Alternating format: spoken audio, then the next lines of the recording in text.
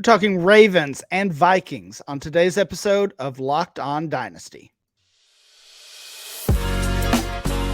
You are Locked On Dynasty Football, part of the Locked On Podcast Network. Here are your hosts, Matt Williamson and Ryan McDowell.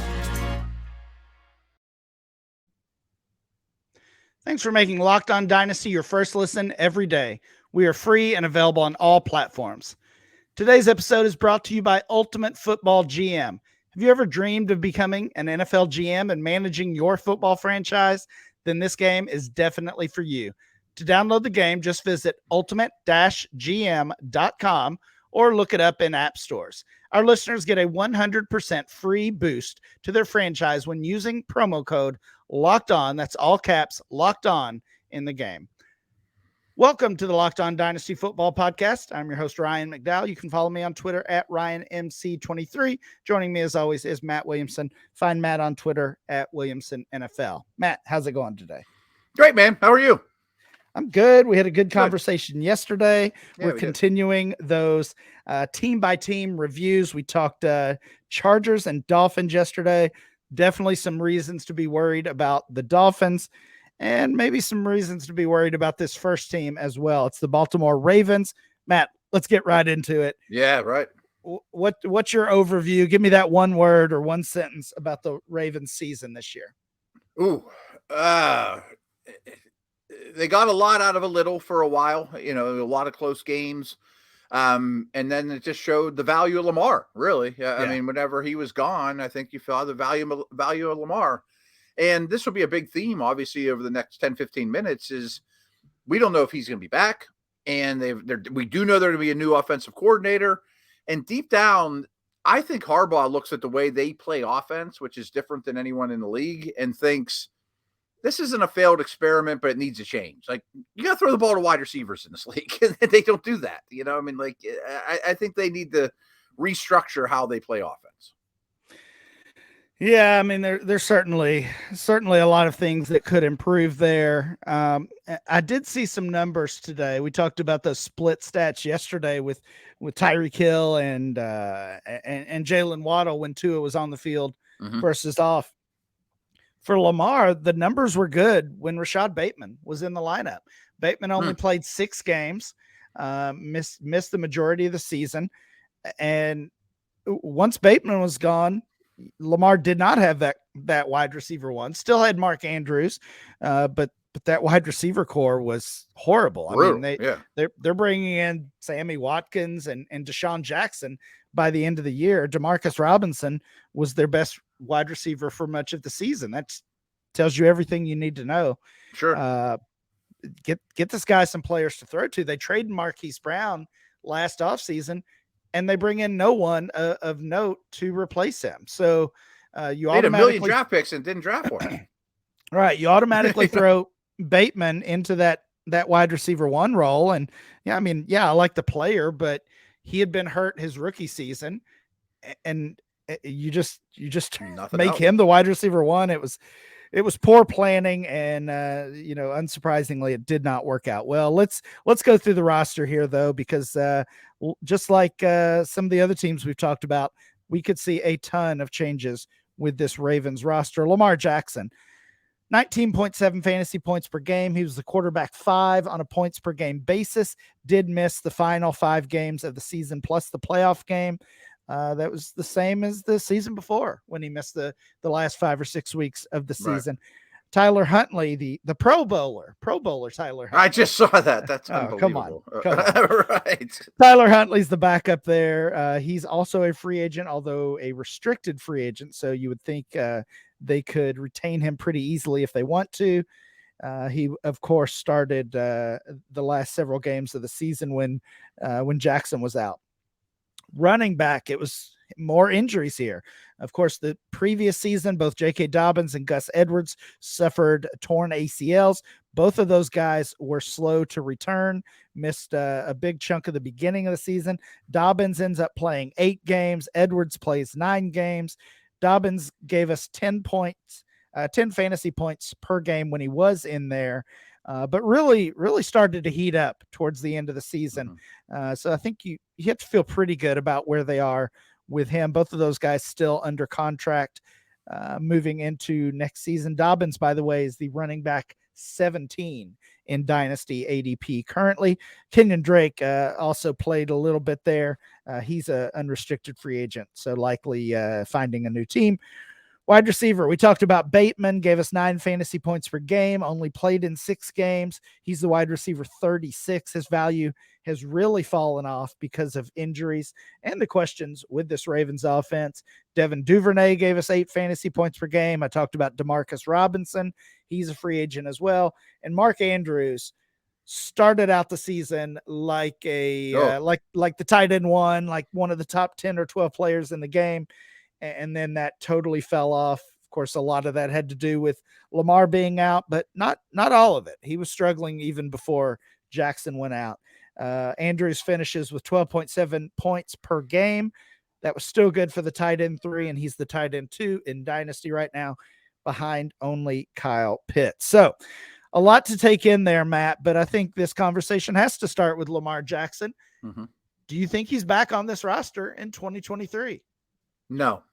I think he ends up in Atlanta or a team like that. I really do. I think that the Ravens have a number in mind, and they've probably already presented that to him, and he doesn't agree with that number and wants a Deshaun Watson guaranteed type contract. And I think there will be a split, and I think the offense will look obviously a lot different, not only at the quarterback position, but how they play. I mean, could it be Derek Carr or, someone totally different than Lamar and have a drop back type passing game?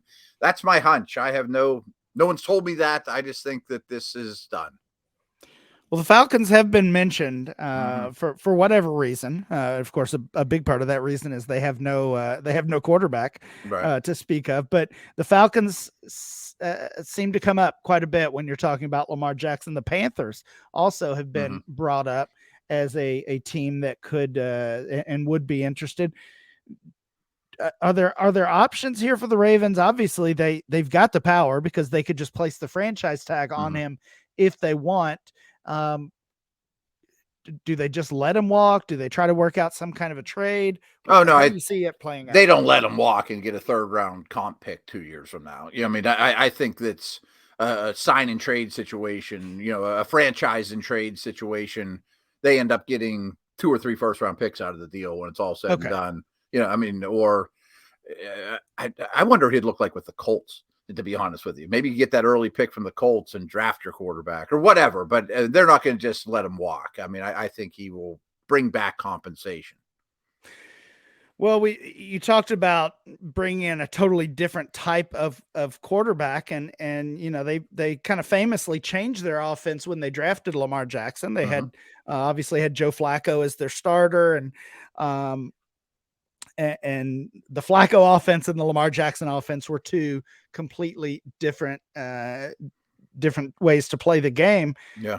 So it kind of makes sense that they could go a different direction. And Greg Roman, their former offensive coordinator that they fired, he's known gone, as right. He's gone, but he's known as that coach, that coordinator that works with running quarterbacks. Kaepernick, yeah. Right. So I think there's big wholesale sweeping changes. Right. Maybe that's a hint that they are ready not only to change their quarterback, but to change their offense as a whole. There's going to be lots to watch with this team this offseason. We got a few more things to talk about with the Ravens. We'll do that after this break. Guys, if you're anything like me, you've always wanted to be, a GM your whole life or build football teams. And I'm fortunate enough to be able to kind of do that in my life to some degree. I mean, to sort of live the dream, but you can do the same thing in a very similar manner with Ultimate Football GM. I've told you about these guys before. I mean, you manage every strategic aspect of your team. You play through a season. You do everything like you exactly want to do. I mean, you're hiring the coaches and coordinators, trading players, navigating your franchise through free agency and the draft and all those ups and downs as well. An entire season you go through as well. And this is a challenging and realistic game world. Ultimate Football GM is completely free and playable offline, play on the go as you want and when you want to, We created a Locked On League for you to compete against Locked On fans all over the world. You can be the ultimate Locked On Football GM. Choose Locked On League in the app to join, and can you create a football dynasty? See if you can hang with these guys. Locked On Dynasty listeners get 100% free boost to their franchise when using the promo code Locked On, all caps, in the game store. That's Locked On in all caps. Make sure you check that out immediately. So to download the game, just visit ultimate-gm.com or look it up in the app stores. That's ultimate-gm.com.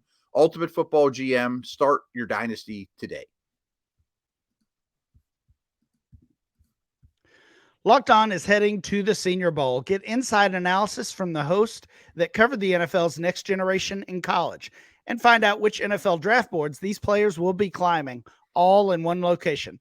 Subscribe to the Locked On NFL Draft podcast for nightly live shows from the Senior Bowl on Tuesday, Wednesday, and Thursday at 9 p.m. All right, Matt, let's finish up this conversation with the Ravens. You seem to think Lamar Jackson will be moving on. Yeah.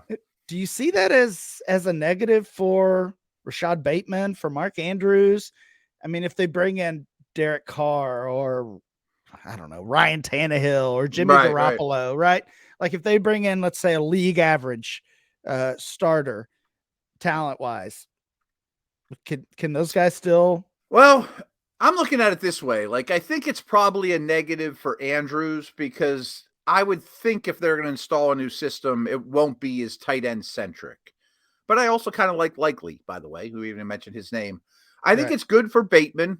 I have to think they're going to be more wide receiver centric. I mean, they use their receivers the least in the league, and I can't think that is going to be the approach going forward. And the other thing is, I'm a Dobbins fan. But they never throw to their backs. I mean, Lamar just takes off or Huntley just takes off. So I got to think that their receptions probably spike. Yeah, right. That could be huge for J.K. Dobbins. He was a good receiver at Ohio State. And I mean, they do use their receivers less than any other team, but that's kind of, it's kind of chicken or the egg situation. Like, is that the offense that they've been running, or is that the fact that they have terrible wide receivers? See, like, it wouldn't blow me away if they trade for DeAndre Hopkins. Like Hopkins is the 1, Bateman's the 2, Andrews, Dobbins. Like, now you got a group of receivers. Sure. And the wide receiver free agent market is pretty ugly. Yeah. It's very ugly, actually. I think like Juju Smith-Schuster, Jacoby Myers, those are kind of the top names. But there's some names down there. And I mean, one of them feels destined to be a Baltimore Raven, Jarvis Landry, right? Oh yeah. So, Blocks. I mean, right. If you trade for Hopkins, you've got Bateman hopefully coming back healthy. You get a guy like Landry or, or first round pick or, right. Yeah. It's good O-line. It could change quickly. You may end up with a couple first round picks if they do actually trade Lamar Jackson. Really quickly here, dynasty buys and sells. Let's talk Lamar, Dobbins, Bateman, and Andrews. Which one player would you be targeting, if any, as a dynasty buy this offseason? Bateman and Dobbins, for the reasons I just mentioned. I just think they both will get spikes in receptions. Okay, that's fair. Any sell stand out? Are you moving on from Andrews? Maybe. I never loved his talent. I mean, like, I think there's 5 or 6 tight ends out there that move better than him and whatnot. And Likely is kind of nipping at his heels a little bit. Will they use as much 2 and 3, tight end sets? The guy I'm moving off of is Patrick Ricard. How about that? Okay. We're going to talk about the Minnesota Vikings next. Would it shock you if we're sitting here this time next year and TJ Hawkinson is worth more than Mark Andrews in Dynasty? No, that would not shock me. That's a good conversation. Yeah, that's kind of what I thought you might say. Let's move over to the Vikings right now. Minnesota Vikings finished 13-4, first in the NFC North, and they ultimately lost to the New York Giants in the wild card round. Everybody kind of saw that one coming, seemingly. Of course, the Vikings, despite the excellent win-loss record, their plus-minus was pretty rough. And, a lot of people calling them a paper champion, and that kind of proved to be true, honestly. Matt, what's your takeaway? One thought on the Vikings before we get into some of their offensive players. Yeah, I would assume this is going to be a big defensive offseason. Their D was really, really bad. But kind of like we talked about with Miami, you're going to get a lot of inconsistencies from rookie head coaches. But I thought it was a very successful year. I never thought they were as good as their record. But Yeah. I think that they have a pretty good foundation in place. Yeah, that makes sense, and I agree. Let's talk about these players. Let's talk about that foundation. Starts with Kirk Cousins at the quarterback position, 17.2 fantasy points per game. The quarterback 12 on the year, 10 times, Matt, 10 times. He was a QB1 in fantasy this year. Wow. Really, really good season for Kirk Cousins. He's the quarterback 14 in our Dynasty ADP right now. Dalvin Cook at running back, 14 fantasy points per game. He was the RB 15 and kind of a disappointing year, down to RB 18 in ADP, in Dynasty ADP. So he has certainly lost some value. Mentioned his name earlier. Actually, that might have been yesterday, as a guy who could end up being a cap casualty as the Vikings make some moves with their salary cap. We'll see if Cook sticks on this roster. Alexander Madison's the backup, 5 fantasy points per game. He's also a free agent, unrestricted free agent. So they could really be looking for some running back help if they cut Cook and Madison goes elsewhere. Ty Chandler, rookie, we didn't see much of him. Sneaky guy to stash, though. Yeah, absolutely a player that you should be adding from your waiver wire if you have that opportunity right now. Justin Jefferson, the wide receiver 1 in Dynasty, the wide receiver 2 on the season with 21.7 fantasy points per game. 12 times he was a top 24 wide receiver this season. Adam Thielen, KJ Osborne, those guys kind of going in different directions, but gave us very similar production on the year. Just over 10 fantasy points per game for Thielen, just under 10 fantasy points per game for KJ Osborne. And of course, they make the big move mid-season for TJ Hawkinson. He ends up as the tight end 3. Actually, we talked about Andrews earlier. Those two guys, 12.7 fantasy points per game. They were both tied for the tight end 3 on the season. Irv Smith still around, at least for now. He's a free agent, 6.9 fantasy points per game for him. Got injured. They traded to essentially replace him. They'll probably let Irv Smith walk and find a new home, I would think. I would think so too. I like Irv Smith, though. I mean, he's got to be super cheap right now. He may land in a decent spot. Yeah, very cheap. Matt, that's the roster. We'll get into it a little bit more right after this break. We are super excited about our new sports betting partner for Locked On, because they're the #1 sports book in all of America. That's FanDuel. If you're new to FanDuel, it's even better. So they have so many great features that makes betting on sports fun and easy. So you new customers, you join today and get started with $150 in free bets when you place your first $5 bet. Just sign up at FanDuel.com/lockedon. FanDuel has all your favorite bets, from the money lines to point spreads, player props, on and on and on. They got tons. You can combine your bets for a chance for a bigger payout with the same game parlay, of course. All on an app that's safe, secure, unbelievably easy to use. I use it all the time. So football fans, don't miss out. Place your first $5 bet to get $150 in free bets, win or lose, at FanDuel.com/lockedon. Make every moment more with FanDuel, the official sportsbook partner of the NFL. I've also told you guys over the years about Built Bar. So if you're looking for a delicious treat, but you don't want all the fat and calories, you got to try Built Bar. We just got through the holidays, and Built Bars around here don't last long. I got a 16-year-old son he's taller than I am, and I'm 6'3", and he's working out like crazy. They show up and they are gone in no time. So I'm lucky to even get my hands on them. But my wife likes them as well. She's kind of a chocolate connoisseur, and a lot of the bars out there have like that waxy chocolate. Well, that's not the case with Built Bar. They have some unbelievable flavors like churro and peanut butter brownie. That's actually my favorite. And coconut almond. I'm not sure how Built does it, but these bars taste like a candy bar while maintaining incredible macros. They're very healthy, only 130 calories and 4 grams of sugar, but with a whopping 17 grams of protein.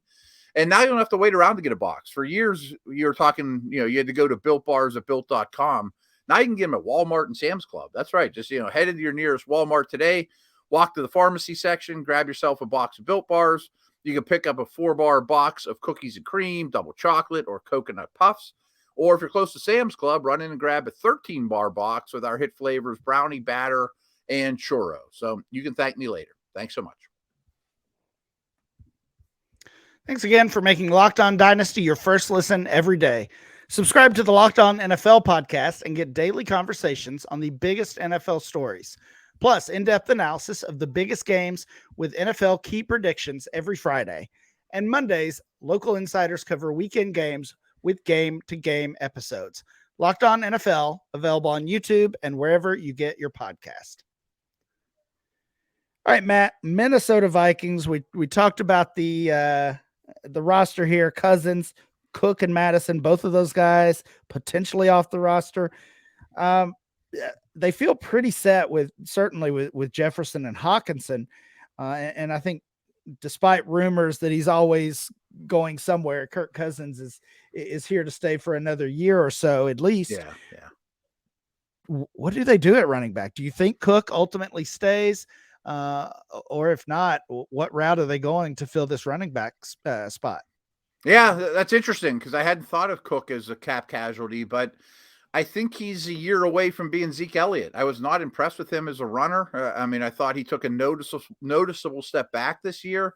So if I'm them, I got to think youth. Madison's not really the answer. He's just a guy, in my opinion, and a backup and probably won't get paid all that well in the free agent market. So right.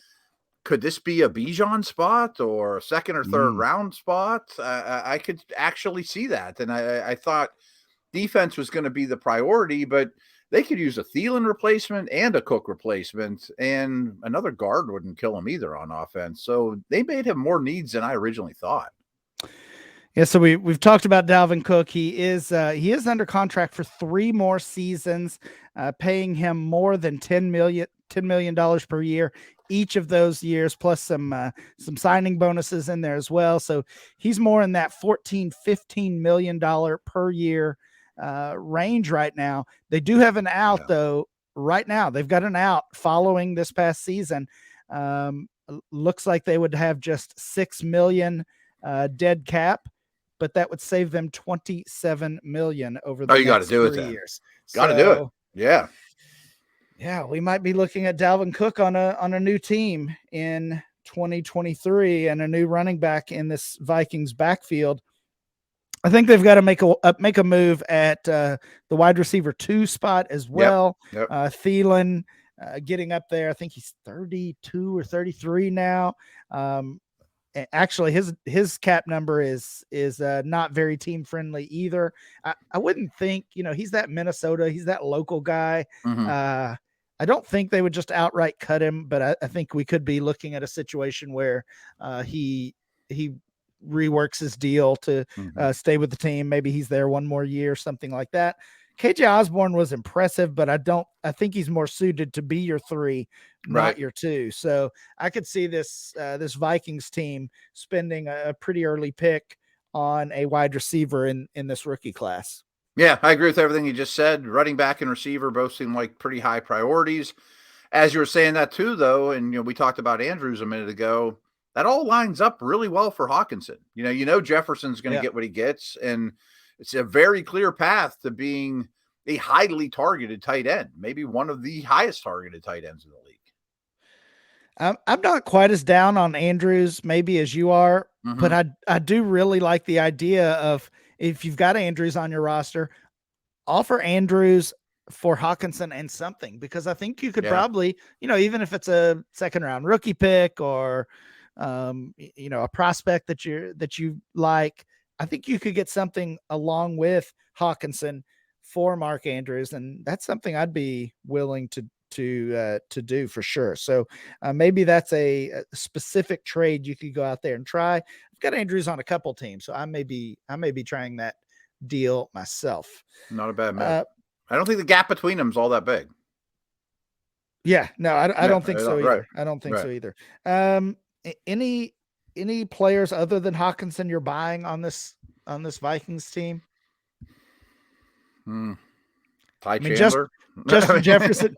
Yeah, Justin Jefferson. We obviously would love to have on every roster, but he's Right, not a guy you can just go out and grab whenever you want. Of course, you're going to have to pay up, and I mean that's fine. That's okay to do, but you can't necessarily do that in every league. Right. I'd like to buy a Mercedes too, but I mean, this is a tough team. I don't know what to target. I mean, if you still have Cook, I think you got to get out of there if you can. I mean, I'm not taking 50 cents on the dollar, but I mean, I'm getting rid of Cook. Yeah, I think that's where the price already is, though. Yeah, probably. Yeah. You're probably right. But Hawk's a buy, I guess. Hawk's certainly a buy. I mean, we've seen his price go up as well. I still think it's in the range where you can, you can make some profit off that. You can get some good return on that. Cousins in a super flex league, we talk about buying those veterans. Really, even Cousins in a one quarterback league. If you need that safe option, maybe you've got Trey Lance or you've got Kyler Murray, and he's not going to be ready for the beginning of the season. Maybe Cousins is that one quarterback league bridge guy. He's pretty solid. I mean, year after year, he's really proven. And we've talked about that as a strategy for so long. Don't pay up for QB1, QB2. Instead, go get that veteran that's outside of the top 12. That's getting more and more difficult to do because those guys are getting older and older. They're getting worse and worse. If you did that with Aaron Rodgers last year, it didn't work. If you did it with Russell Wilson, it didn't work. If you did it with Matt Stafford, it didn't work. Good point. Kirk Cousins is kind of the only one that right now that's in that range of older, safe, and cheap enough to trust as a fantasy starter for half the season or so. Yeah, and you don't mind starting him every week. I mean, if you're strong everywhere else. I mean, again, he's consistent. He doesn't hurt you. All right, Matt, I think that will do it for the Minnesota Vikings. All right. That will do it for today's show as well. Please make sure you download and subscribe to the podcast on Apple Podcasts, Spotify, or wherever you get your podcast. Subscribe to the Locked On Dynasty channel on YouTube as well. Remember to follow the show on Twitter at Locked On Dynasty. Follow Matt at Williamson NFL. And I'm Ryan, MC23. We'll be back next time with more Locked On Dynasty.